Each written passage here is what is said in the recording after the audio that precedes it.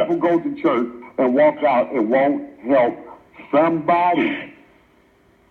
Well, I have to interject, Kevin.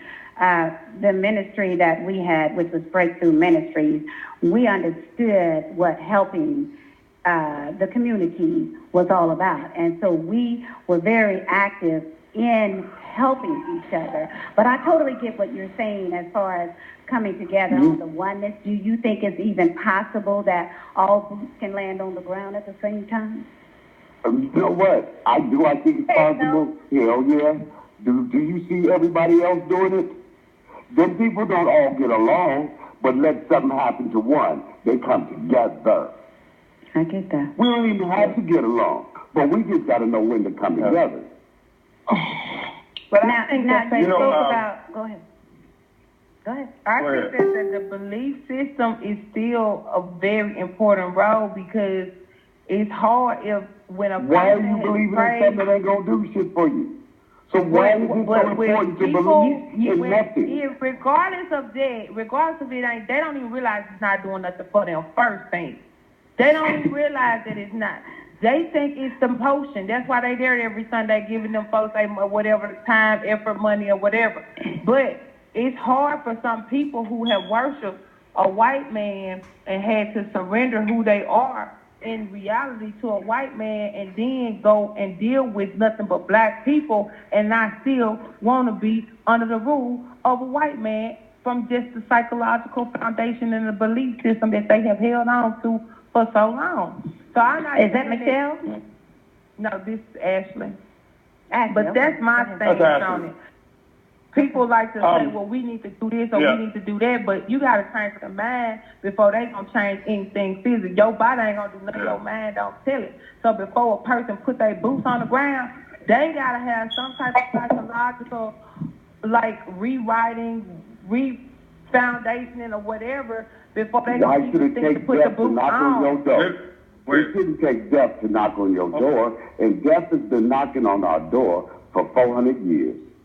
How long we got to keep knocking before we say, look at everybody else that come to America. If they stick together and make it, why won't we stick together and make it? I wanted to ask Lynn a question.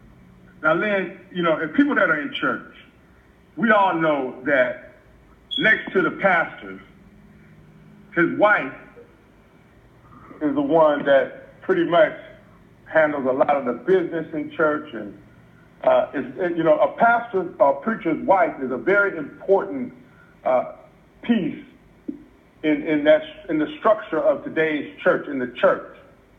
And so, having that position, what kind of pressure, because I know it was a lot of pressure, were you under to be perfect? Well, first off, having the mind to be that was the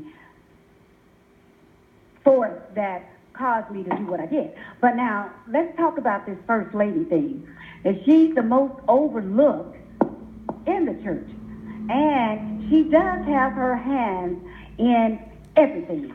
I had my hands in literally all facets of the ministry. We're talking the musician, we're talking the praise team, the choir, the youth department, teaching Sunday school, preaching Women's Day out, being the pastor's wife, all of the above.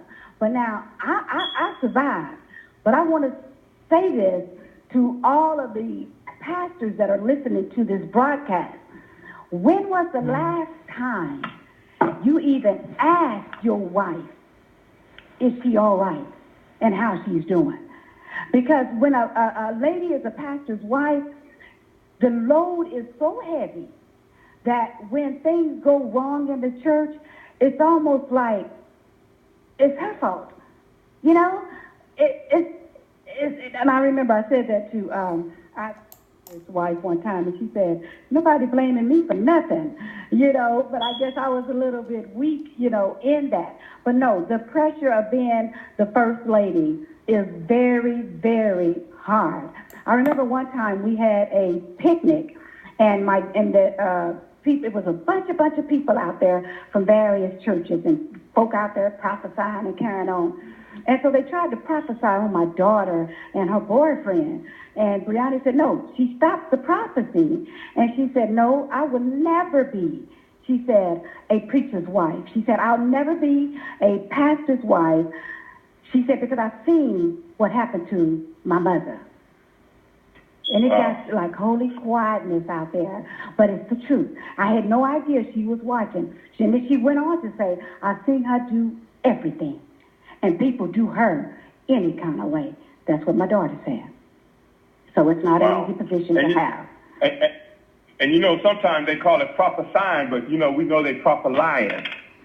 You know, well, I can speak on that. Yeah, no, don't come to me. Not in 2018, because I told you what God told me. I told God, I said, "What they said, you said," and He said, "I never said any of that." And so now nobody can come to me and say, "The Lord told me to tell you." No. Well, you the second pastor's wife that I've met that left their husband. As a lady that I know that she was a pastor's wife and she left a long time ago. And when he kept the kids just for the church appearances, not even because he wanted. He kept them for the church appearances, and he was cheap. He was doing all type of stuff, and she said exactly what you said. She said that she was underappreciated. Every time it's pastor anniversary, everybody got something but for the pastor. But the woman that's standing behind him and doing all kind of stuff that people don't even have the slightest idea, they leave her sitting there and they say, "Oh yeah, hey," and they smile and keep going. But they be so caught up on the preacher and the church and the this and what, like you said, what God said, that we have women who are just being ignored, misused, abused, but they supposed to be the face of the church. Yeah. Well, you said that I'm the second one. Well, let me just shed a little bit of light to you, honey. There's pastors' wives that are divorced by the boatload. You hear? It's something that happens. I'm not saying it's rare, but I'm saying the second person that's had a conversation. that you actually. Okay, I get it. And I really wasn't directing that to you. I just wanted the audience that are listening to know that the divorce rate amongst the pastors is very high. So that's not something that's rare. It happens all the time. I'm just glad that I survived and I got out of it. That's all. Yeah. And that you did. That you did. You got out of it. You freed yourself, and you have definitely become a force on social media. Where can people get your book? Because I think that it's a very interesting book. It's a story of your life, your experience in the church, and the victory that you experienced. You know, the trials that you experienced. And that, you know, the things you've overcome since then. Okay, well, where can they get your book? The Pastor's Ex-Wife, and I'm the Boss of My Own Body, is available on Amazon. I wanted to say real quick, Simi, about the Bishop Ellis situation. Ready? Okay.